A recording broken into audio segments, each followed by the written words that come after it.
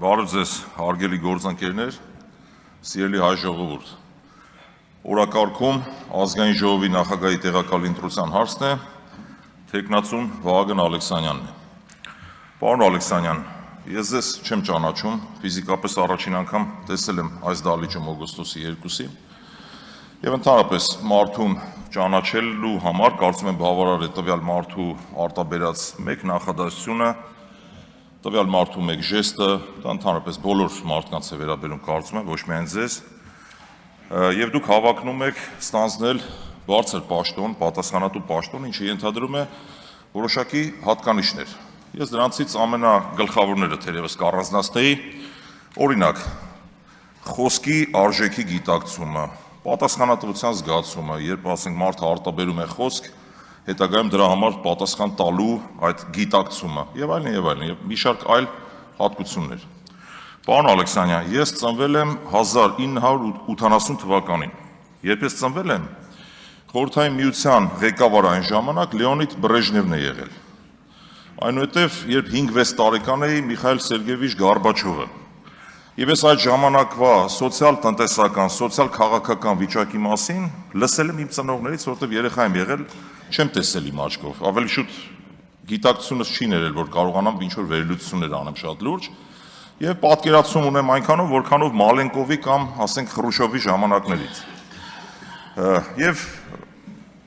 պատմավեպերից, ասենք, լսել ենք նաեւ Պապ թագավորի կամ Արշակ II-ի մասին։ Հիմա դուք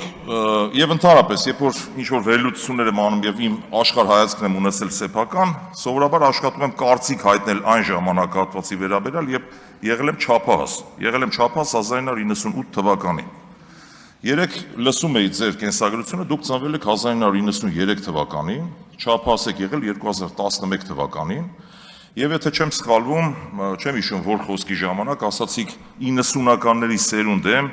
իմ աչքով եմ տեսել, մտնում էինք ինչ-որ սրճարան, ընկերուհուս հետ, հաստավի զախրանիկներ էին նստած եւ այլն, էական չի, հիմա կարող բառացի չկարողանամ ցիտել ձեր ասածը, բովանդակային առումով ես հասկացա, որ դուք 90-ականների սերունդ եք եւ ունեք ձևավորված սեփական կարծիք։ Առհասարակ լավ չի նայվում մեղմ ասած, օրինակ երբ մարդ եղել ասենք 8 տարեկան կարծիք հայտնում Լևոն Տեր-Պետրոսյանի մասին, Ռոբերտ Քոչարյանի մասին, Սերժ Սարգսյանի մասին, նաև ասենք այսօրվա 4 տարեկան երեխան, եթե ասենք 15 տարի հետո կարծիք հայտնի Նիկոլ Փաշինյանի մասին, մեղմ ասած տարօրինակ կթվա։ Հիմա ճիշտ եմ հասկանում, պարոն Ալեքսանյան, որ դուք 3-4 տարեկանում մտել եք սրճարան, ինչ որ հաստավի զախրանիկներ են եղել եւ սեփական պատկերացում եք ձևավորել։ Ինչևէ, անցնեմ առաջ, սա իմ մոտ կարծիք է ձևավորում ձեր մասին որոշակի եւ հետեւաբար հաստատվում է այն միտքը, դուք նաև հնչեցրեցիք, որ ուրեմն ընտրակաշառք եք բաժանել։ Խնդրում եմ ձեր խոսքերի մեջ ուշադիր եղեք։ Ես թիմային մարդ եմ եւ թիմի անդամ եմ, ես եւ իմ թիմը ընտրակաշառք չենք բաժանել։ Նույն հաջողությամբ կարող եմ ասել, դուք մարդասպան եք։ Իհարկե չեմ ասի նման բան, քանի որ փաստեր չունեմ, չգիտեմ, եւ եթե իշխանական մուրճն ու այդ ոնց են ասում, մեղն ու չագուճը մեր ձեռքը լիներ, մի հատ էլ ձայնագրություն կսարքեինք, կասենք դուք մարդասպան եք օրինակ։ Անցնենք առաջ։ Պարոն Ալեքսանյան, կարծում եմ դուք նույնպես, ինչպես պարոն Ռուբինյանը, պարոն Կոնջարյանը չեք կարող պատասխանատվություն չկիսել ձեր թիմի իրականացած քաղաքականության հետ կապված, այդ թվում նաև տնտեսական քաղաքականության հետ կապված։ Եկեք մի քանի արձանագրումներ անեմ, նոր անցնեմ առաջ։ Արձանագրում համար 1. Հայաստանի Հանրապետությունը չունի տնտեսական որևէ ռեսուրս հարաբերություն փչացնել որևէ գործընկեր երկրի հետ, այդ թվում Ամերիկայի Միացյալ Նահանգների հետ, Եվրամիության երկրների հետ, հարևան Իրանի Իսլամական Հանրապետության հետ, Վրաստանի հետ, մենք տեսել ենք, դա արդեն ես տեսել եմ չափահաս էի, 28 տարեկան էի, 2008 թվականի ռուս-վրացական պատերազմի ժամանակ, թե ինչպես էր Հայաստանի տնտեսությունը խեղդվում։ Նաև առավել եւս, այստեղ հատուկ պետք է շեշտեմ, մեր ռազմավարական գործընկեր Ռուսաստանի Դաշնության հետ, որի հետ մենք ունենք 8 միլիարդ, շուրջ 8 միլիարդ դոլարի առևտրաշրջանառություն եւ որը Եվրասիական տնտեսական միության լոկոմոտիվ երկիրն է։ Հետագա ձեր անդրադարձի, այսպես մանիպուլյացիոն բնույթից զերծ մնալու համար միանգամից թեման փակեմ։ Ես հայամետ եմ եւ մեր թիմը։ Մենք ռուսամետ չենք, մենք ամերիկամետ չենք, մենք եվրոպամետ չենք, մենք հայամետ ենք եւ իմ բոլոր հարցերը բխելու են բացառապես հայկական շահից եւ հիմնված են լինելու փաստերի վրա։ Ես չեմ առաջնորդվելու էմոցիաներով եւ քաղաքական ճաշակով։ Շարունակեմ միտքս։ Հիմա փաստ ենք, որ չենք կարող հարաբերություն փչացնել, սա արդեն ասացի, եւ նաեւ երբ այդ հարաբերությունները վատթարանում են, փաթեթավորվելով ինքնիշխանություն բառի տակ, սիրելի ժողովուրդ, եւ դա վնասում է մեր տնտեսվարողներին, մեր տնտեսական շահերին, եւ նաեւ կա կոլապսի վտանգ, հետագայում այդ ինքնիշխանություն բառը ինքնաբերաբար դուրս է գալիս եւ տակը մնում է հակահայկական քաղաքականությունը։ Սա է փաստենք։ Երկրորդ արձանագրումը ձեր հիմնական կարգախոսն է տեր կանգնիր խաղաղությանը։ Կարծում եմ, որ խաղաղության հիմնական բաղադրիչներից մեկը, ինչքան էլ մեր պատկերացումները տարբերվեն խաղաղության վերաբերյալ, ինչևէ, խաղաղության հիմնական բաղադրիչներից մեկը դա նաև տնտեսական խաղաղությունն է։ Եվ նաև դուք պետք է տեր կանգնեք տնտեսական խաղաղությանը։ Եվ որպեսզի տեր կանգնեք տնտեսական խաղաղությանը, առնվազն չպետք է իրականացնեք այնպիսի քայլեր, այնպիսի քաղաքականություն, որը կվնասի մեր տնտեսվարողներին կամ մեր ներդրումային միջավայրին ընդհանրապես։ Հիմա ցավոք սրտի մենք չունենք այդ տնտեսական խաղաղությունը։ Մի կողմ թողնելով այդ սեփականության իրավունքի ոտնահարումը, որ դա խաթարել է մեր խաղաղությունը տնտեսական, ես ուզում եմ այլ թեմայի անդրադառնալ։ Շուրջ 2-3 ամիս է մեր հայ տնտեսվարողները, ձկնաբույսները, կատնամթերք արտադրողները, յուղատնտեսները փակուղային իրավիճակի առջև են հայտնվել ձեր վարած քաղաքականության արդյունքում։ Ինչու եմ ասում ձեր վարած քաղաքականության արդյունքում, դուք կարող եք ասել ռուսը այսպես, ռուսը այնպես, չեմ արդարացնում իդեպ, մեծ սիրով, եթե ունենայի այդ հնարավորությունը, կխնդրեի, որ այդ հարցը լուծվեր, բայց ցավոք չունեմ այդ հնարավորությունը կամ փորձում ենք ամեն ինչ անել, մեր քաղաքական ղեկավարը իդեպ փորձում է ամեն ինչ անել, որ այդ խնդիրը լուծվի։ Սա ես չեմ չարախնդում բացարձակ, որ մենք ունենք այդ վիճակը, բայց այդ վիճակին մենք հասել ենք ձեր վարած քաղաքականության պատճառով։ Ինչը տեղի ունեցել, մի քանի փաստ եմ ուզում արձանագրել։ Նաև մենք ԵԱՏՄ-ից դուրս գալու վտանգի առաջ ենք կանգնած։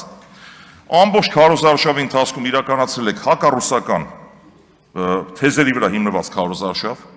ունեք լեգիտիմության խնդիր, գիշերը ժամը 2-ին դադարեցրել եք ընտրությունը, 60,000 ձայն փոշիացրել եք եւ հետեւաբար պետք չի զարմանալ, որ Ռուսաստանի իշխանությունները չեն շնորհավորում Հայաստանի վարչապետին։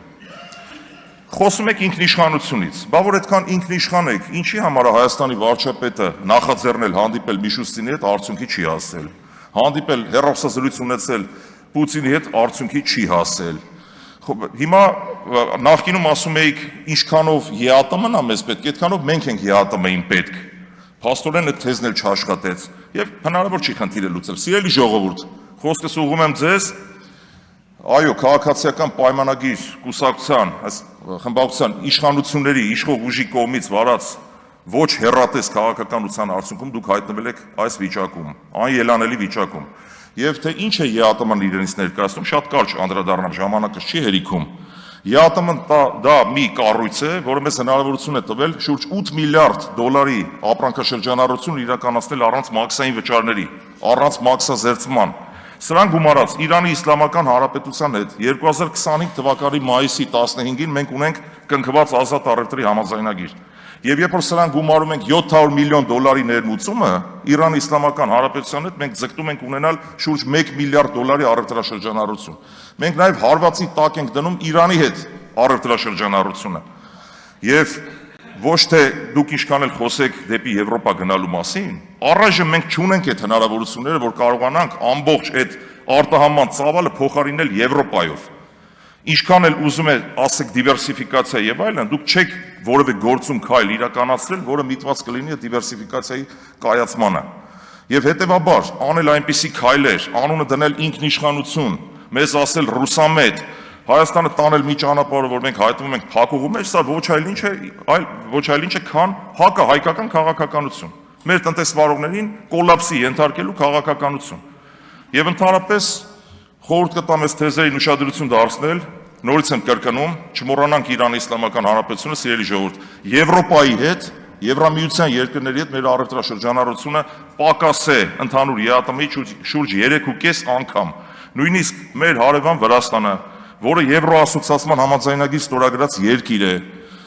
դարձյալ արտաքին առևտրի կառուցվածքը երբ դիտարկում ենք, Եվրասիական միությունը ավելի մեծ մասնաբաժին ունի։ Շնորհակալություն ուշադրության համար։